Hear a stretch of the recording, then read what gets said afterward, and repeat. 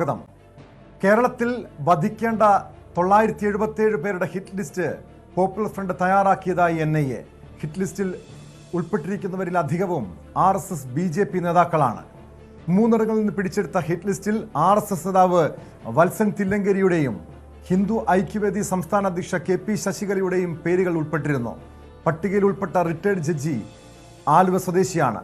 ആലുവ സ്വദേശികളായ മറ്റ് 2 പേരെക്കുറിച്ചും ഹിറ്റ് ലിസ്റ്റിൽ പരാമർശമുണ്ട്.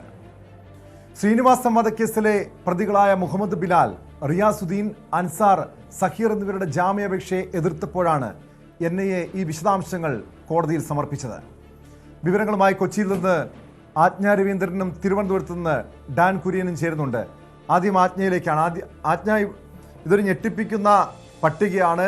977 പേരുടെ ഹിറ്റ് ലിസ്റ്റ് തയ്യാറാക്കി അവരെ വധിക്കാനുള്ള പദ്ധതി തയ്യാറാക്കുന്നു. ഇത്തരം ഈ ഒരു ലിസ്റ്റ്, ഈ 977 പേരെ ഹിറ്റ് ലിസ്റ്റ് ഉൾപ്പെടുത്തി അവരെ വധിക്കാനുള്ള തീരുമാനം PFI നടത്തിയതായിട്ടുള്ള വിവരങ്ങൾ എങ്ങനെയാണ് NIAക്ക് ലഭിച്ചത്? എന്തൊക്കെയാണ് ഈ NIA കോടതിയിൽ സമർപ്പിച്ച റിപ്പോർട്ടിൽ എന്തൊക്കെ കാര്യങ്ങളാണ് വ്യക്തമാക്കുന്നത്?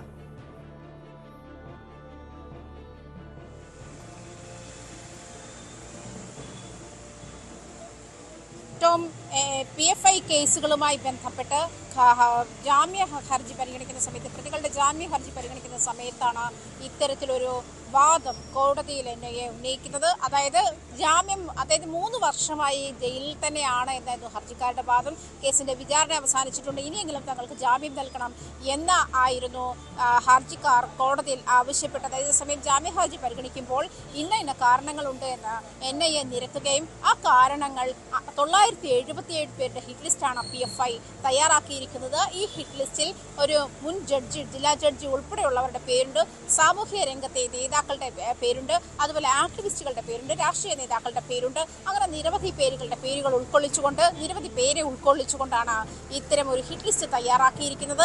ഇതിൽ സിറാജുദ്ദീൻ എന്ന് പറയുന്ന ആളുടെ കയ്യിൽ നിന്നും 500ഓളം പേരുടെ ലിസ്റ്റാണ് കണ്ടെത്തിയിട്ടുള്ളത്. അതുപോലെ തന്നെ ആലുവയിലെ പെരിയാർ വാലി ക്യാമ്പസിൽ നിന്നും കണ്ടെത്തിയത് 5 പേരുടെ പേരടങ്ങുന്ന ലിസ്റ്റാണ്. അതുപോലെ 232 പേരുടെ ലിസ്റ്റും ഇവിടെ നിന്ന് കണ്ടെത്തിയിട്ടുണ്ട്.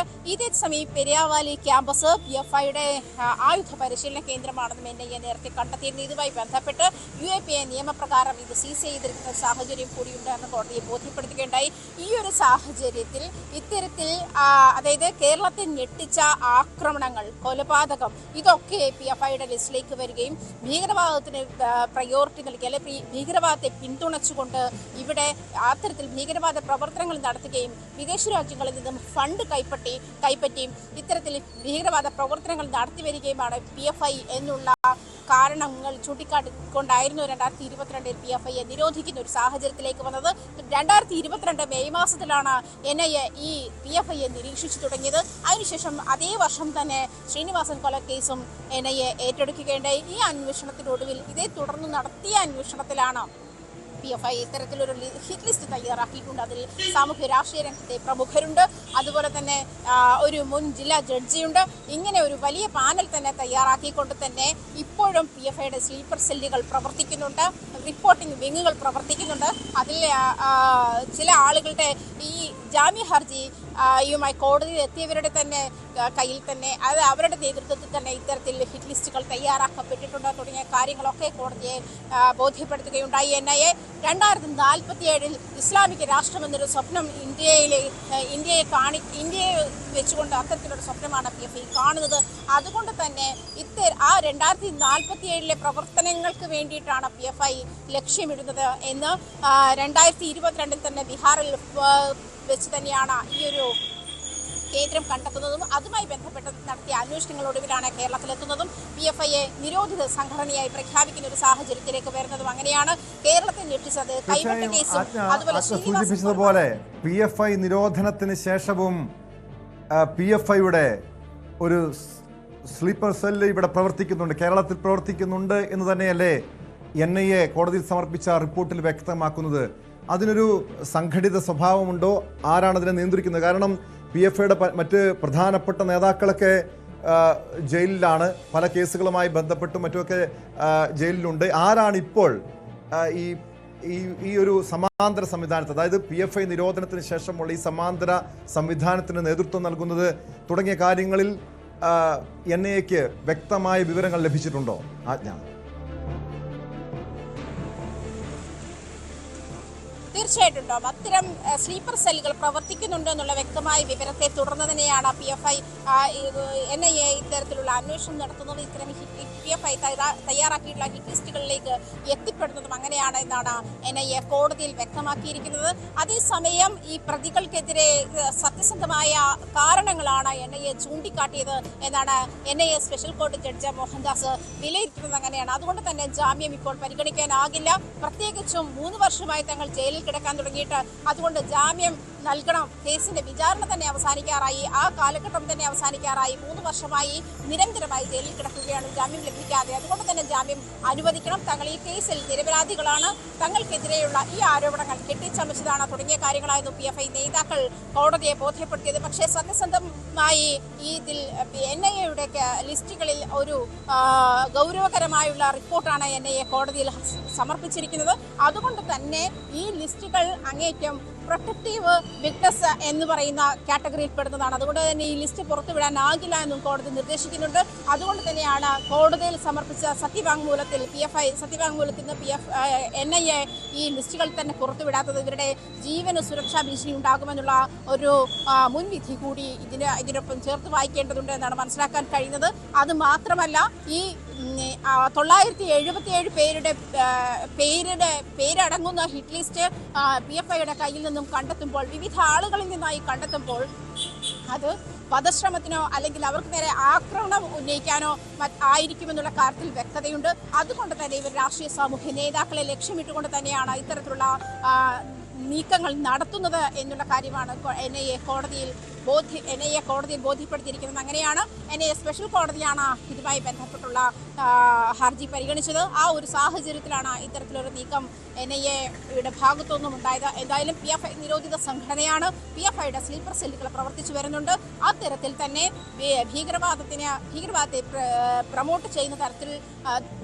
പ്രൊമോട്ട് ചെയ്യുന്നതിനായി വിദേശത്തു നിന്നും ഫണ്ടുകൾ വാങ്ങി അത് ചാരിറ്റി പ്രവർത്തനങ്ങൾക്ക് ഉപയോഗിക്കുന്നു എന്ന വ്യാജേന ഇവിടെ നിലയുറപ്പിക്കുന്ന ഒരു സാഹചര്യമാണ് ഇപ്പോൾ PFI നിലകൊള്ളുന്നത് എന്ന് തന്നെയാണ് NIA വ്യക്തമാക്കുന്നത്. സ്ലീപ്പർ സെല്ലുകളും അതുപോലെ നിരവധി റിപ്പോർട്ടിംഗ് വിങ്ങുകളുമുണ്ട്. റിപ്പോർട്ടിംഗ് വിങ്ങിൽപ്പെട്ട ഒരാൾ തന്നെയാണ് ഇപ്പോൾ കേസിലെ 4 പ്രതികളിൽ ഒരാളും അങ്ങനെ തന്നെയാണ്. അതുകൊണ്ട് തന്നെ ഈ PFI-യുടെ ഈ ജാമ്യ ഹർജി, അതായത് PFI പ്രവർത്തകർക്കെതിരായ ജാമ്യ ഹർജി തള്ളണമെന്നാവശ്യപ്പെട്ടായിരുന്നു NIA കോടതിയിൽ ബോധ്യപ്പെടുത്തിയത്. അതുകൊണ്ട് തന്നെ ഈ PFI-യുടെ എതിരെ, അതായത് PFI തയ്യാറാക്കിയിരുന്ന ഹിറ്റ് ലിസ്റ്റിന്റെ അടിസ്ഥാനത്തിൽ ഇത് ഗുരുതരമായ ആരോപണമാണ് PFI-ക്കെതിരെയുള്ളത്. അതുകൊണ്ട് തന്നെ ഇതിൽ സത്യമുണ്ട് എന്ന് വായിക്കേണ്ടിയിരിക്കുന്നു എന്നാണ് കോടതി വ്യക്തമാക്കിയത്. അതിനുശേഷമാണ് കോടതി ജാമ്യം തള്ളുന്ന ഒരു സാഹചര്യത്തിലേക്ക് എത്തിയത്.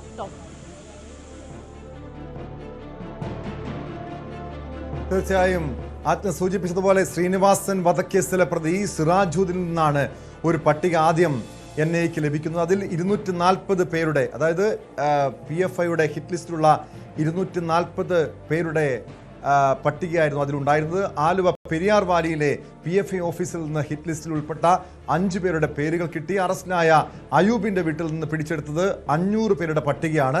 പെരിയാർ വാലിയിൽ നിന്ന് 232 പേരുടെ പട്ടികയെ ലഭിക്കുന്നു. തുടർന്നാണ് ഇതുമായി ബന്ധപ്പെട്ട് NIA വിശദമായ അന്വേഷണം നടത്തുന്നത്. ഇത് കൊലപ്പെടുത്താൻ വേണ്ടി PFI ആസൂത്രിതമായി കൊലപ്പെടുത്താൻ വേണ്ടി തയ്യാറാക്കിയ പട്ടികയാണ് ഇതെന്ന് NIA വ്യക്തമാക്കുന്നുമുണ്ട്. ആജ്ഞ ഇവിടെ പല PFI നേതാക്കളുടെയും വീട്ടിൽ നിന്നും ഓഫീസിൽ നിന്നുമാണ് ഈ പട്ടികകൾ പൂർണ്ണമായി ലഭിച്ചിരിക്കുന്നത്. ഇതിൽ BJP നേതാക്കളുണ്ട്, റിട്ടയർഡ് ജഡ്ജിയുണ്ട്, മറ്റാരൊക്കെ ഉണ്ട്. അതായത് ഈ രാഷ്ട്രീയ, പ്രത്യേകിച്ചും PFI സംബന്ധിച്ച് അവരുടെ രാഷ്ട്രീയ എതിരാളികളാണ് RSS-ഉം BJP-യും. സ്വാഭാവികമായും അതിനപ്പുറം ഒരു ജഡ്ജി, റിട്ടയർഡ് ജഡ്ജി, ജില്ലാ ജഡ്ജിയാണെന്നാണ് മനസ്സിലാക്കുന്നത്. അദ്ദേഹത്തിൻ്റെ പേരുമുണ്ട്. ആരൊക്കെയാണ്, അതായത് RSS BJP നേതാക്കൾക്കപ്പുറം ആരുടെയൊക്കെ പേരാണ് ഹിറ്റ് ലിസ്റ്റ് ഉള്ളത് എന്നത് സംബന്ധിച്ചുള്ള വിവരങ്ങളും കോടതിയിൽ സമർപ്പിച്ച ആ റിപ്പോർട്ടിൽ NIA സൂചിപ്പിക്കുന്നുണ്ടോ?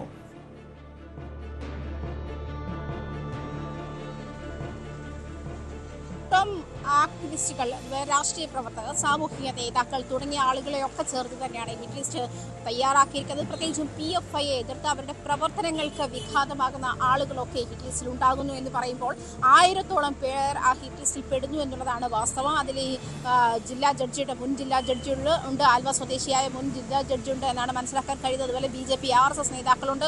അതുപോലെ തന്നെ സമൂഹത്തിലെ മറ്റ് ആക്ടിവിസ്റ്റുകൾ, സാമൂഹ്യ പ്രവർത്തകർ, മറ്റ് രാഷ്ട്രീയ പ്രവർത്തകർ, സാമൂഹ്യ നേതാക്കൾ, ഇവരുടെയൊക്കെ പേര് തന്നെ ചേർത്തിട്ടാണ് ഈ ഹിറ്റ് ലിസ്റ്റ് തയ്യാറാക്കിയിരിക്കുന്നതെന്നാണ് വ്യക്തമാക്കുന്നത്. എന്തായാലും ആ ഹിറ്റ് ലിസ്റ്റ് പുറത്തുവിടാൻ NIA തയ്യാറായിട്ടില്ല. എന്നിരുന്നാൽ പോലും NIA കോടതിയിൽ ബോധ്യപ്പെടുത്താൻ ഈ 977 പേരുടെ പേര് തയ്യാറാക്കി നിർത്തിക്കൊണ്ടുള്ള ഹിറ്റ് ലിസ്റ്റ് കോടതിയെ ബോധ്യപ്പെടുത്താൻ NIAക്ക് കഴിഞ്ഞിട്ടുണ്ട്. NIA നേരത്തെ തന്നെ, അതായത് ഈ പാലക്കാട് ശ്രീനിവാസൻ കൊലപാതകത്തിന് നേരത്തെ തന്നെ NIA പറയുന്ന ന്യായീകരണം, അതായത് 2047 ഇസ്ലാമിക ഇന്ത്യ എന്നുള്ള അജണ്ട PFI നടപ്പിലാക്കുക എന്നുള്ളതാണ് PFIയുടെ അജണ്ട. അതുകൊണ്ട് തന്നെ 2022 ബീഹാറിലെ ഫുൽവാരി എന്ന് പറയുന്ന സ്ഥലത്ത് ആദ്യം രജിസ്റ്റർ ചെയ്ത ഒരു കേസ് ന്യൂഡൽഹിയുടെ യൂണിറ്റ് NIAയുടെ ന്യൂഡൽഹി യൂണിറ്റ് അന്വേഷണവുമായി ബന്ധപ്പെട്ടാണ് കേരളത്തിലേക്ക് ഈ ശ്രീനിവാസൻ കൊലപാതകവുമായി ബന്ധപ്പെട്ടെത്തുന്നത്. ഈ ശ്രീനിവാസൻ കൊലപാതകം 2047 PFIയുടെ ഇസ്ലാമിക രാഷ്ട്രം എന്നുള്ള സ്വപ്നത്തിലേക്കുള്ള ഗൂഢാലോചനയുടെ ഭാഗമായി തന്നെ കണക്കാക്കണം എന്ന് തന്നെയാണ് NIA വാദിക്കുന്നത്. ഇതുമായി ബന്ധപ്പെട്ട്, അതായത് ശ്രീനിവാസൻ കൊലപാതകവുമായി ബന്ധപ്പെട്ടും 2047 ഇസ്ലാമിക രാഷ്ട്രം കെട്ടിപ്പടുക്കുക എന്നുള്ള ആശയം പ്രചരിപ്പിക്കുന്നതുമായി ബന്ധപ്പെട്ടുള്ള ഓഡിയോ ക്ലിപ്പുകളും തങ്ങളുടെ കൈവശമുണ്ട് എന്നും NIA വാദിക്കുന്നുണ്ട്. NIA അത്തരം കാര്യങ്ങളും കോടതിയിൽ ബോധ്യപ്പെടുത്തിയിട്ടുണ്ട്. എന്നിരുന്നാൽ പോലും ഈ 977 പേരുടെ പേരടങ്ങിയ ഹിറ്റ് ലിസ്റ്റ് കോടതിയെ ബോധ്യപ്പെടുത്താനും ഇത്തരത്തിലൊരു ഹിറ്റ് ലിസ്റ്റ് തയ്യാറാക്കിയിട്ടുണ്ടെന്നും ഈ ഹിറ്റ് ലിസ്റ്റ് PFI നേതാക്കൾ ഉൾപ്പെടെ, അതായത് കേസിലെ പ്രതിയായിട്ടുള്ള സിറാജുദ്ദീൻ ഉൾപ്പെടെയുള്ള ആളുകളുടെ കയ്യിൽ നിന്നും, ഒളിവിലുള്ള അയൂബിൻ്റെ കയ്യിൽ നിന്നും ഒക്കെ ഇത് കണ്ടെത്താൻ കഴിഞ്ഞത് കോടതിയെ ബോധ്യപ്പെടുത്താൻ NIAക്ക് നിസ്സംശയം കഴിഞ്ഞു എന്നുള്ളതാണ്. അതുമാത്രമല്ല, ആലുവയിലെ പെരിയാർ വാലി ക്യാമ്പസ് PFIയുടെ ആയുധ പരിശീലന കളരിയാണെന്നും അത് UAPA നിയമപ്രകാരം കണ്ടുകെട്ടിയിട്ടുണ്ടെന്നും NIA ബോധ്യപ്പെടുത്തുന്നുണ്ട്. PFI നിരോധിത സംഘടനയായിട്ട് കൂടി, അല്ലെങ്കിൽ PFIയെ നിരോധിച്ചതിന് ശേഷം പോലും ഡാൻ കുര്യൻ കൂടി ചേരുന്നുണ്ട്. ഡാൻ, അതീവ ഗൗരവത്തോടെ കാണേണ്ട ഒരു വിഷയമാണ്.